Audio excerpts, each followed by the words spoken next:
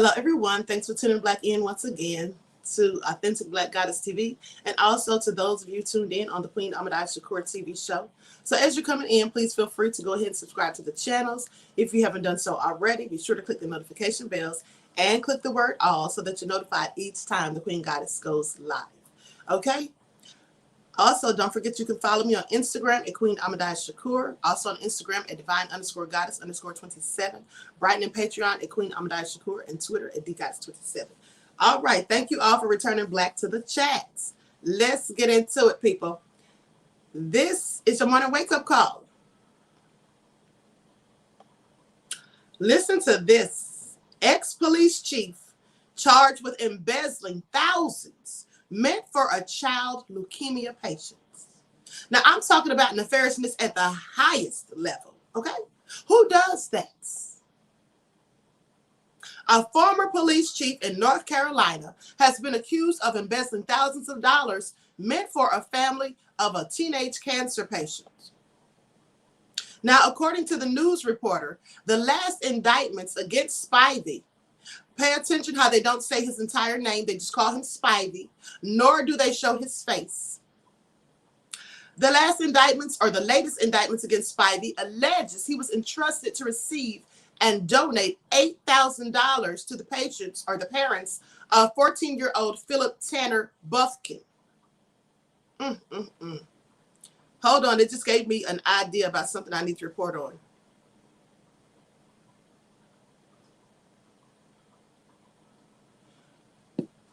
Okay, so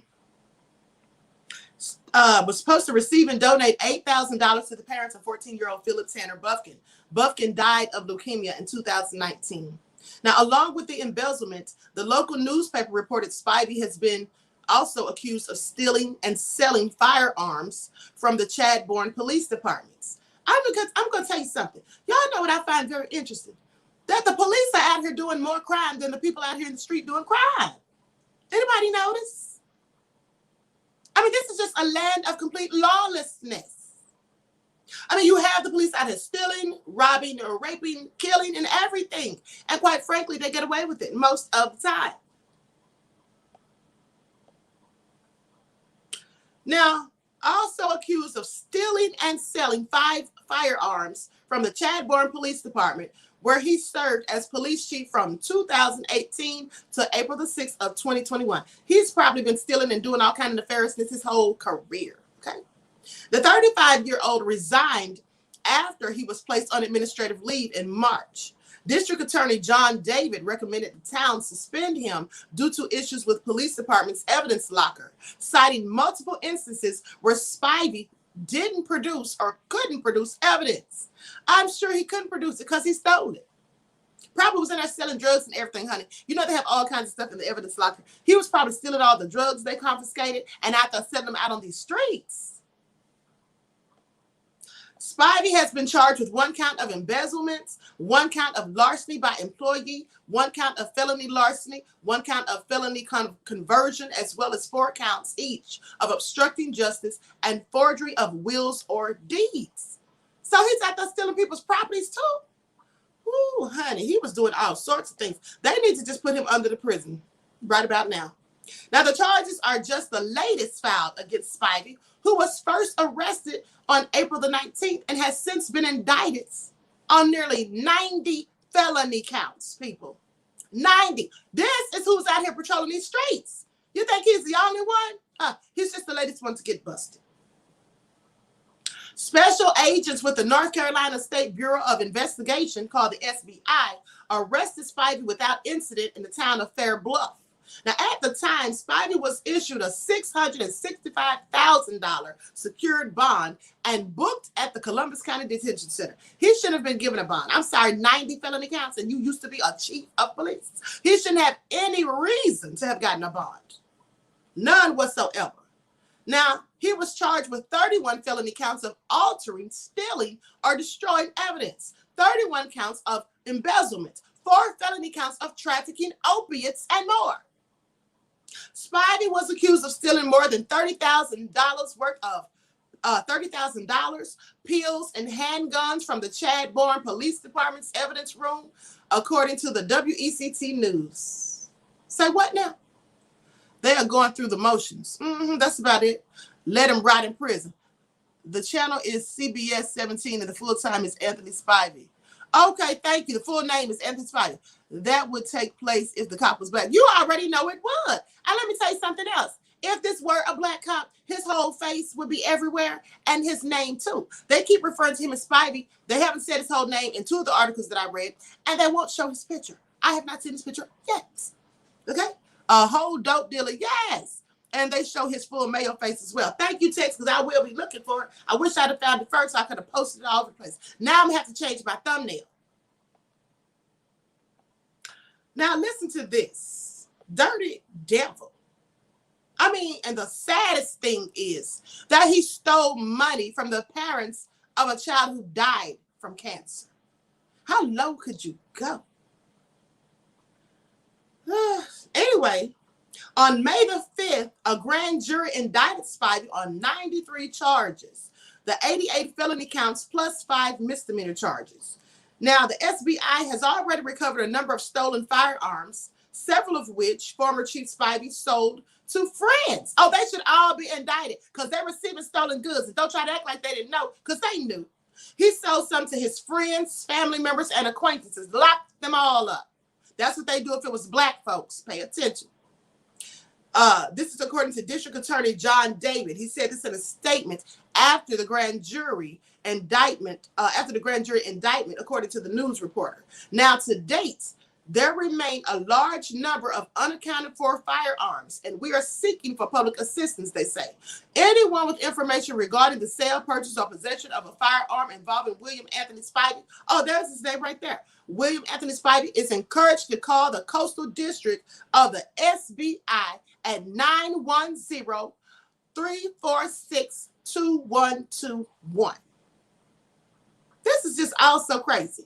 Newsweek has reached out to the North Carolina State Bureau of Investigation, the Columbus County District Attorney's Office, and the Columbus County's Clerk for Courts for additional information. Isn't that crazy? Buying stolen goods. Yes, Raw Truth. He out here selling stolen goods, embezzling money from people's families that a child has died. I mean, just a complete robber, thug, thief, burglar, dope dealer. I'm just saying, he's the neighborhood pusher. And they say that we are three-fifths human. Okay? This is also crazy. Now, mind you, he was actually the chief of police in April. I mean, this is all crazy.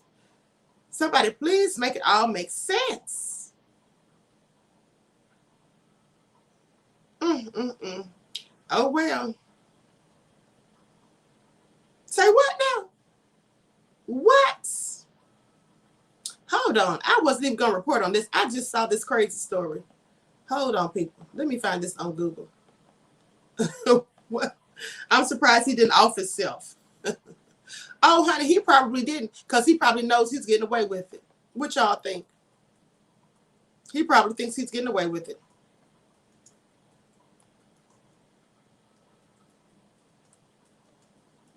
Y'all, let me tell y'all something. This world is just full of lawlessness. I mean, just listen to this. I can't believe this story. Listen to it. I mean, have we no shame? What is wrong with you people? Oh my goodness, is everybody gone mad? Listen to this story, you all. A nun admits to stealing over $835 from her school to help finance her gambling habit, according to the feds. Say what now? A nun, we are living the last days of destruction is near. Yes! I mean, you got the police out here doing all kinds of things, and we're not surprised by that. But you mean to tell me even the nuns have gone rogue? This little old nun, now you would have thought she was just the sweetest could be, out here admitting to stealing $835,000 for gambling addiction. What are you doing in a casino, nun? No wonder she wasn't at chapel. Listen to this. A now retired nun. First of all, I didn't know you could retire from being a nun. I'm sorry. A now retired nun will plead guilty to wire fraud and money laundering charges for stealing more than $835,000 for gambling and other personal expenses from the Southern California school that she ran, according to federal prosecutors. Mary Margaret Cooper, age 79, Los Angeles resident, violated her vow of poverty during a 10-year period on which she pocketed tuition money, fees, and charitable donations intended for St. James Catholic School in Torrance, California, according to a plea agreement with U.S. Attorney's Office for the Central District of California. She was a principal for nearly 3 decades. First of all, I didn't know that. At first, I didn't know that nuns took a vow of poverty. Who vows to that? I mean, I knew they took a vow of silence sometimes, a vow of chastity, but a vow of what? Poverty. That's crazy. Whatever happened to nuns having religious? Look at her age. She's a damn shame. Vow of poverty. She wasn't trying to hear that. Let me go to my other screen so I can see these comments.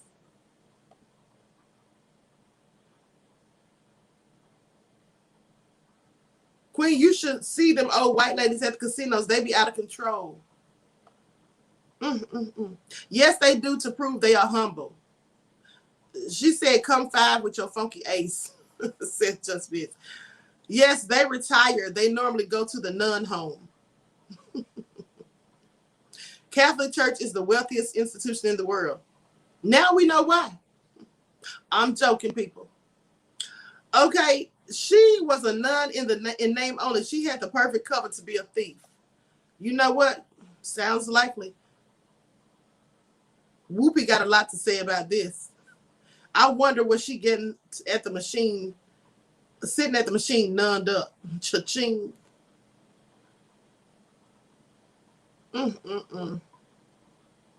This is also crazy, people. I mean, you're just hearing all kinds of craziness these days. What is really going on with folks? So anyway, they said she was a principal there for nearly 3 decades. Now, Cooper's attorney, Mark Byrne, said Thursday that his client was very remorseful and when confronted, accepted full responsibility for what she had done. Let me tell y'all something. I want y'all to pay attention. One thing that I noticed about the Hellman's crew, when they go out here and commit nefarious crimes and they get caught, you know, they always act like they did something so good. Like, you know, when they're talking about it and they say, oh, she accepted full responsibility. Do you all ever notice that? They act like they really did. So what, we're supposed to give her a pat on the back because she accepted responsibility? Well, we already know she didn't. She looked like a fool to sit there and lie. She got caught red-handed with all those bags of cash stashed. She accepted full responsibility. Okay, and what? That's a reward or something? They say this all the time. I just want y'all to pay attention to that. You know what? I guess it's a big deal to them because it's very seldom that they accept any responsibility for the nefarious. So I guess when one of them finally does, it's just a big deal to them. Pay attention.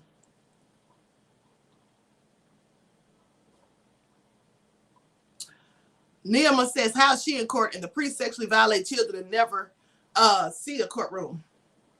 That's a good question. In fact, I read somewhere, like last year, that the Catholic Church had paid over $300 million in settlements for sexual molestation charges and things. So anyway, Cooper's attorney, Mark Burns, said that Thursday his client was very remorseful and when confronted, accepted full responsibility for what she had done and cooperated completely with law enforcement in the archdiocese. Now, Burns said in a statement that Cooper became a nun at age 18 and dedicated her life to helping others and educating children in the archdiocesan schools. Now, unfortunately, later in her life, she began suffering from, wait for it, somebody put it in the chat what I'm about to say, what y'all think they're about to say. Unfortunately, later in life, she began suffering from what? Put it in the chat. Come on. I know y'all know. I know y'all know. Nobody has guessed it. I'm waiting. There you go, Queen Candy Jane. Mental illness, honey. said, but unfortunately, later in life, she began suffering from mental illness that clouded her judgment. You see how they always try to cover for their nefariousness, honey? You were born that way, okay? Don't sit there and try to act like you suffer from mental illness and that clouded your judgment.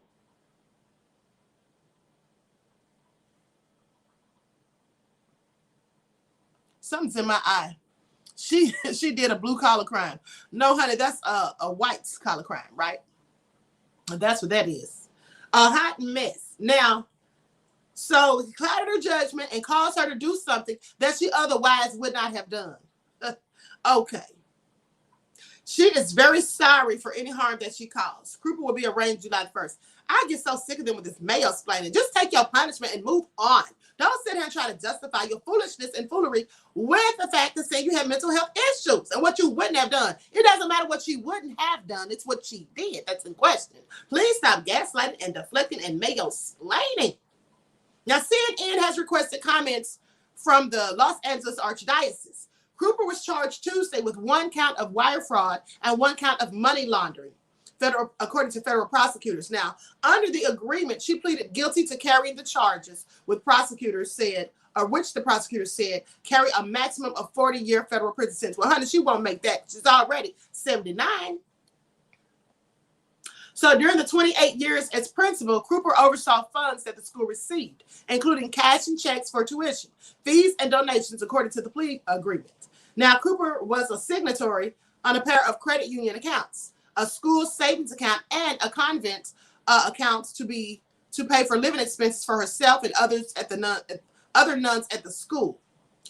But Cooper fraudulently diverted checks and cash intended for the school into the accounts that she controlled to pay for expenses in order that the order would not have approved, much less they would have paid for it, including large gambling expenses incurred at casinos and certain credit card charges according to the agreement. Now, to conceal her crimes and scheme, Cooper falsified monthly and annual school financial reports. By falsifying these reports in this way, defendant Cooper lulled St. James School and the administration into believing that the school's finances were being properly accounted for and its financial assets properly safeguarded, which in turn allowed defendant Cooper to maintain her access and control of the school's finances and accounts, and thus to continue operating the fraudulent scheme. Cooper also directed school employees to alter and destroy financial records during the financial audits, according to the agreements. Now, over 10 years, ending with her retirement in September of 2018, Cooper admitted the agreement to embezzling more than $835,339, according to the agreement. And they think she was crazy. How many years was she doing this? 30 years. 30 years. She was a principal there for like 30 years. Let me tell y'all something. There's no way this lady has any mental problems, honey, because if she ran that whole con game for all those years and got away with it, this is just clearly crazy. Talk about mental illness clouded her judgment. Oh, okay. That's her excuse.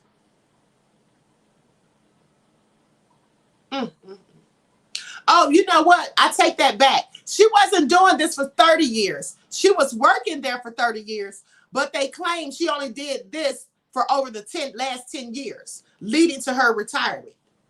I guess it was time to retire after you stole almost a meal. Anyway, the Italian mafia right here. Okay, absolutely. I cannot with the nefariousness. So anyway, people, I'm going to conclude this broadcast, but I'm coming right back in the next 5 minutes or so, because I have a live that started at 10:50, and we're going to talk about this cop that said that he would kill himself if he was black, honey. If he was an N-word, he would kill himself.